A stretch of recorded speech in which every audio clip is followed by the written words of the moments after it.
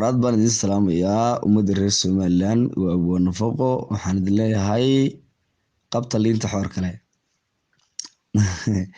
halka waxaan idin soo gudbin doonaa silsiladii baryahan ba socotay maansadayda magaceeda haddaan ku bilaabo waxa la yiraahdaa xamar ma iska eegba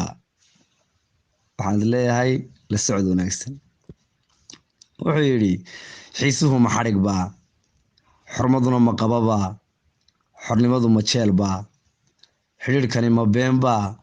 xulifadii ma baada xishoodkii ma cayba xaasnima ma kaliba xanaftuna ma qabowba xooxdani ma doogba xumbaduna ma caana xasuustii ma dhoofba xaajadu ma sawirba xigtadani ma gaala xalaashuna ma tuuga xildhibaan ma waala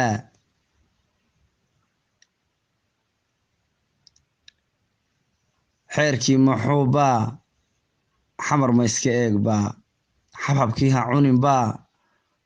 xaluskuna ma guranba xumuhuna wanaagiyo maxasaanadiiba waraad baan idin salaamayaa ilmada reyaal